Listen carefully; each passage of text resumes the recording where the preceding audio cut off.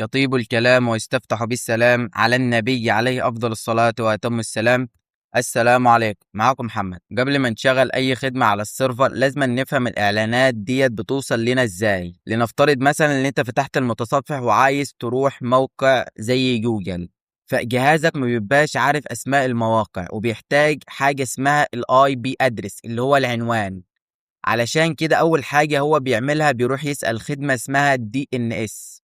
فانت جهازك اول حاجة لما بتطلب موقع مثلا زي جوجل بيروح يسأل الدي ان اس. فالدي ان اس بيخزن عنده انك طلبت الموقع المعين اللي هو جوجل. وكده اول حاجة عندنا مفيش خصوصية، وديت مشكلة هنعرف نحلها ازاي بعدين بيرجع لك العنوان اللي هو الاي بي ادرس. بعدين جهازك بياخد العنوان ويروح يفتح الصفحة، فالصفحة بيكون فيها إعلانات. فدلوقتي إحنا عرفنا إزاي الإعلانات بتوصل لنا. الإعلانات بتوصل من الموقع اللي إحنا بنفتحه، فإزاي دلوقتي نوقفها قبل ما توصل لجهازنا أصلا؟ فهنا يجي دور اد جارد. أول حاجة اد جارد بيكون دي ان اس فلترنج. يعني إيه؟ لو جهازك طلع منه طلب عايز يروح موقع معين بيعديه بيوديه للدي ان اس علشان نعرف الاي بي بتاعه. اما لو الطلب دوت لسيرفرات اعلانات بيعمل لها حظر، مش بتتحمل اساسا على جهازنا. انت دلوقتي فتحت اي موقع معين، جهازك هيطلع الطلب، هيعدي على اول حاجة هو ادجارد هيفلتر. لو الموقع ده عادي هيعديه للدي ان اس علشان نعرف الاي بي بتاعه. لو الموقع دوت اعلان او اي تتبع او اي حاجة محظورة هيعمل لها بلوك من غير ما تتحمل على جهازنا. وهي ديت فكرة اد جارد ببساطة. فاحنا قلنا فوق ان الدي ان اس بتاع شركة المحمول اللي احنا مشتركين معاها بيعرف عننا كل المواقع اللي احنا بنزورها، وكده مفيش خصوصية. طب هنحل المشكلة دي ازاي؟ فهنا يجي دور ابوند. اول حاجة ابوند هو بدل الدي ان اس بتاع شركة الاتصالات اللي انت مشترك معاها. يعني ايه؟ جهازك طلع منه طلب معين، اول حاجة بيعدي عليها زي ما اتفقنا هي اد جارد بيفلتر.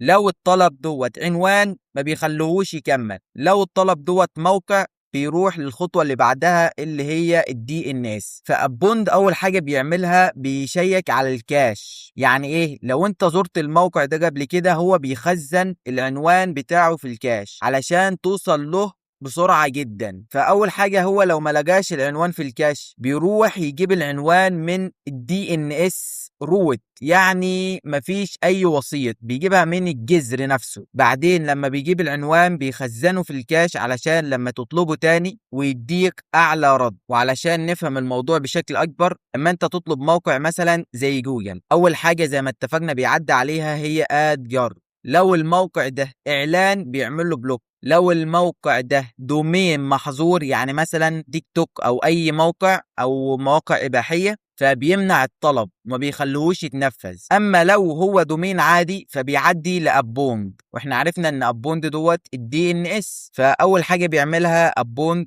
ان هو بيشوف هل الموقع ده انا زرته قبل كده، هل موجود في الكاش. لو ايوه بيرجع لك الاي بي، لو لا بيروح للروت دي ان اس بيجيب منهم الاي بي، بعدين بيخزنه، بعدين بيرجع لك الاي بي. وبكده نقدر نتصل بالموقع. بعدين لما الموقع يحمل عندنا بيتطلب حاجات اضافيه زي مثلا صور سي اس اس جافا سكريبت، وكمان الدومينات بتاعت الاعلانات او مواقع التتبع. فلما المواقع دي تبقى عايزه العنوان اللي هو الاي بي هتيجي تعدي على اد جارد، فاد جارد هيروح عامل لها ايه؟ بلوك. وهي كده الدوره اللي بيمشي فيها من اول ما بتطلب الموقع لحد ما بيفتح عندك بدون اعلانات. فعلشان نشغل الخدمات ديت زي ما احنا متعودين هنروح على جيت هاب واسيب لكم اللينك في الوصف. هننزل عند اد جارد هوم، بعدين هناخد الامر ده كوبي، بعدين هنرجع للسيرفر بتاعنا، بعدين عند شيل،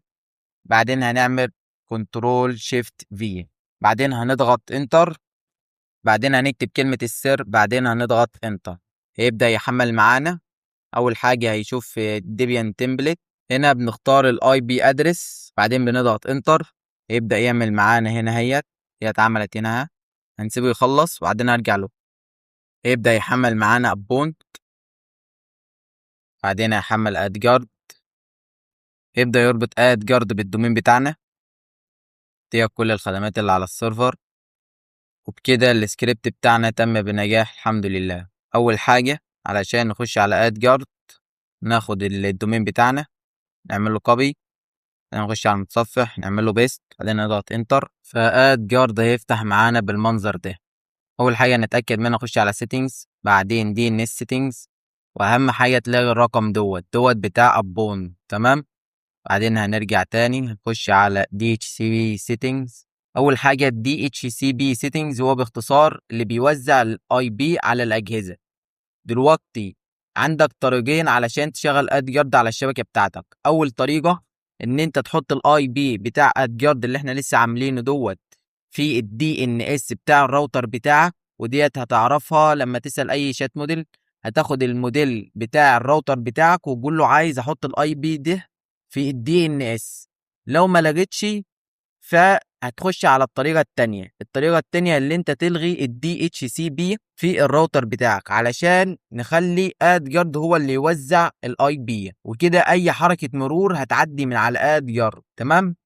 نختار الدي اتش سي بي سيتنجز انترفيس، ناخد الايثرنت العنوان بتاعنا، بعدين هنكتب الجيت واي، بعدين هنعمل رينج ما بين مثلا 50 200، بعدين هنكتب السبنت، بعدين هنعملها 68400، بعدين هننزل تحت نكتب نفس اللي طالع ده، بعدين هنضغط سيف كونفيجريشن. تمام. تظهر معانا بالمنظر ده. بعدين هنختار شيك فور دي اتش سي بي سيرفر، هنلاقي انيبل دي اتش سي بي سيرفر جدت معانا كده، هنتك عليها، وبكده اي جهاز هيتصل بالشبكة بتاعتنا هيعدي من اد جارد. لو انت لغيت الدي اتش سي بي في الراوتر بتاعك تاخد الموديل وتسأل اي شات موديل، علشان انا مش هعرف اجمع كل الموديلات بتاعة الراوترات. نخش على فلتر، بعدين بلوك سيرفيسز. هنا كل الخدمات الموجودة ممكن تلغي اي خدمة، يعني مثلا خدمات زي الماسنج سيرفيسز ديت هنلغيها كلها. ممكن تعمل بس الحاجات اللي انت بتستخدمها. ممكن بقى تدور في اي الخدمات ديت، يعني مثلا بلغي سناب، بلغي التيك توك، فدور في الخدمات ديت واي خدمة عايز تلغيها تكة بس خليها تحمر. نتفليكس مثلا. بعدين هنضغط سيف، بعدين اخش على فلتر تاني، بعدين دي ان اس بلوك، بعدين هنختار اد بلوك، بعدين شوز، وهنا تقدر تختار البلوك ليست اللي انت عايزها. فهي ديت كل البلوك ليست اللي انت هتكون محتاجها، ويا ريت ما تزودش عن كده علشان ما توجعش عندك مواقع. بعدين نخش على سيتنجز تاني، بعدين جنرال، بعدين هنعمل علامة صح على الحاجات دي كده، زيادة الخصوصية والأمان. وبكده خلصنا إعدادات آد جارد وربطناه مع أبون. وفي النهاية زي ما تعودنا، حديث في حكاية. قال رسول الله صلى الله عليه وسلم: نعمتان مغبون فيهما كثير من الناس، الصحة والفراغ. حاول تستغل وقتك فيما يفيدك وتبعد عن أي حاجة بتضرك. في الفيديو الجاي إن شاء الله هنبني AI agent على السيرفر بتاعنا، يقدر يدير السيرفر بالكامل ويقدر يساعدنا في حاجات أكتر بكتير بإذن الله. لو عجبك الفيديو ما تنساش تضغط لايك وتعمل سبسكرايب للقناة. ولو في أي حاجة وقفت قدامك أو في أي حاجة مش واضحة ياريت تكتبها لي في الكومنتات، وأنا إن شاء الله هرد عليك. سلام عليكم.